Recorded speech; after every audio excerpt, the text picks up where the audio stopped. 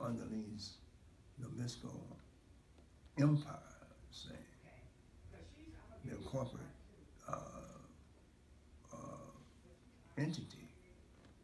This is this. The impact of this is has to be considered in the long line of manufacturing plants that are moving out of this district, out of this area, out of this region, to other places, primarily Mexico, in the pursuit of not quality work, not productivity, because this plant led all plants in terms of productivity for bakery goods manufactured here in the U.S., but solely for cheap labor.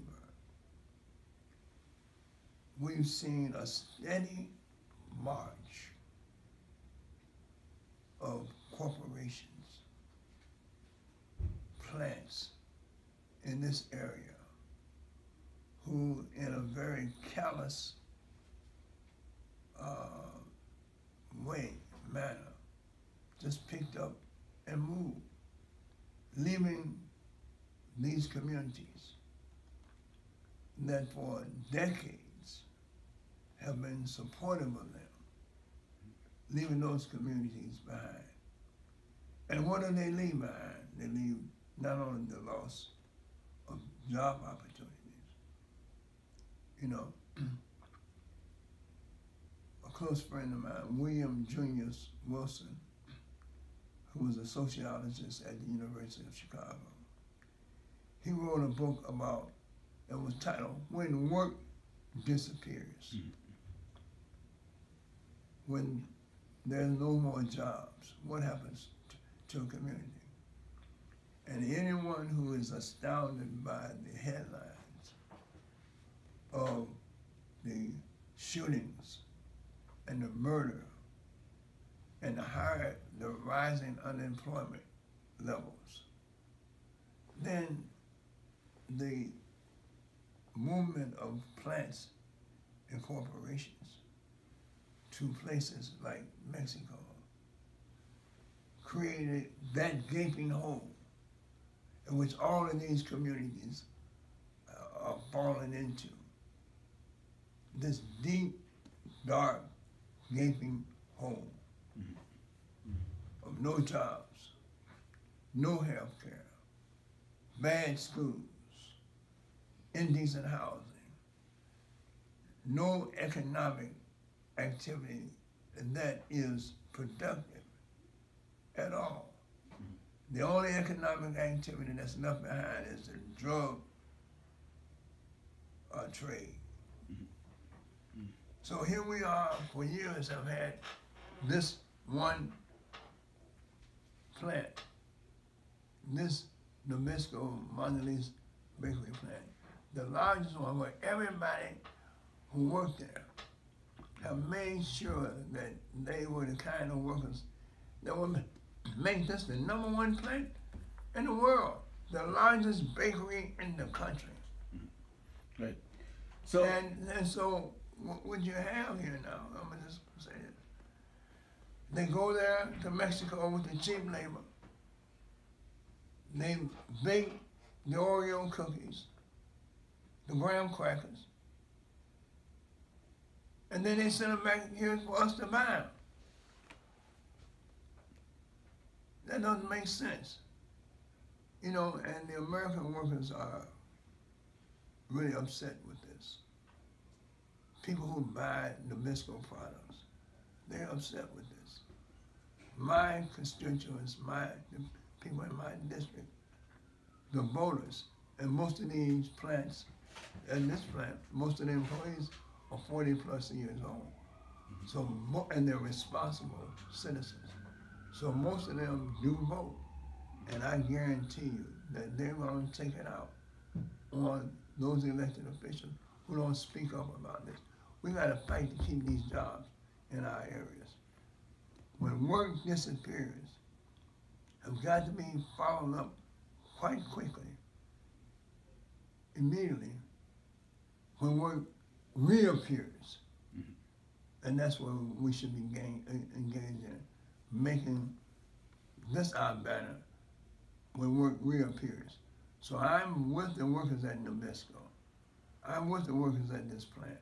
Let's keep on fighting. I will do all that I can to help them keep that plant open and make sure that those corporate people who are responsible, that they reverse their decision.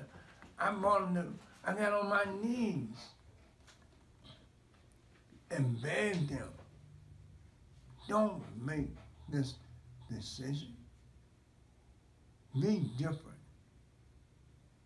Your workers have been loyal to you, productive for you, have made you a wonderful company.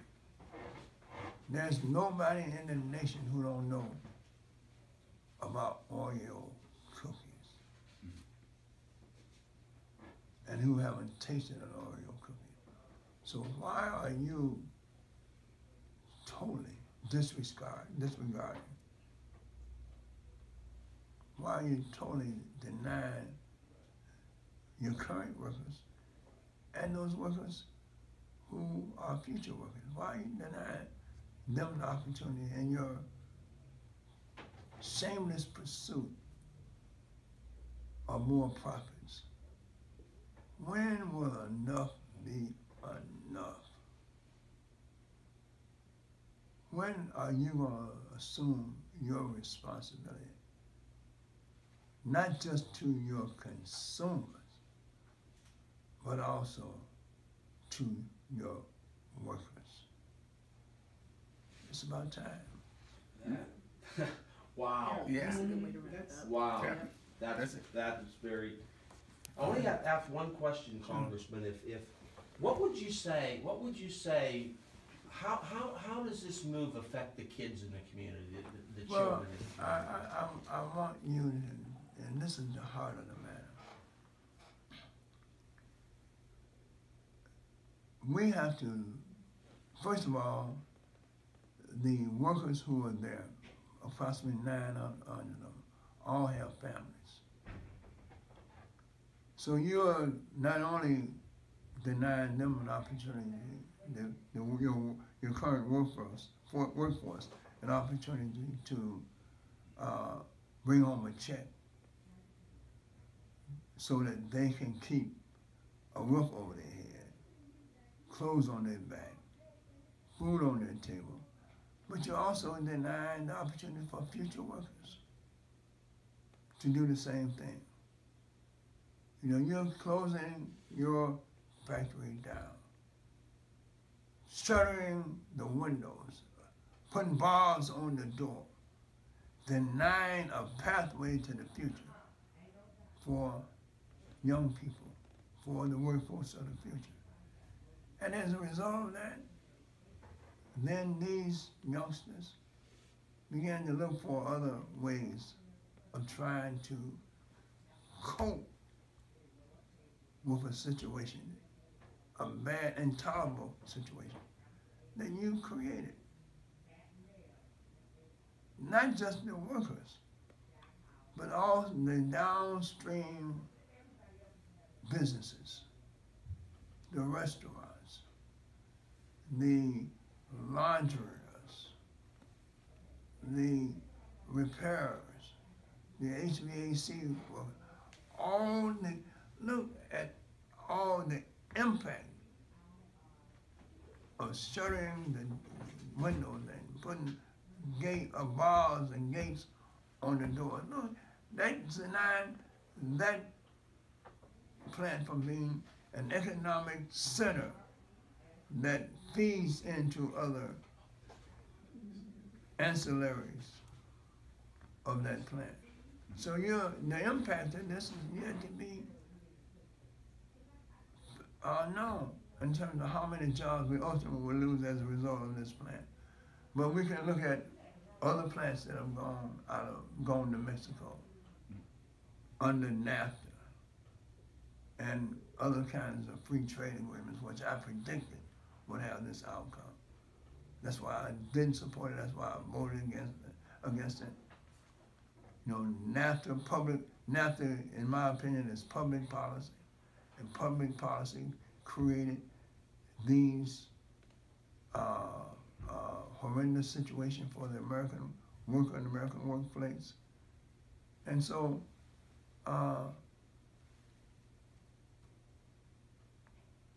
we have to drive the point home. And I wish there was some way I could become a part of the suit and others. But I mean, I support all the activities to keep jobs, job centers, production facilities in these urban communities. Because when you allow these jobs to close, then you are further driving others, future generations, into this deep, dark hole of economic depravity that exists in these urban communities.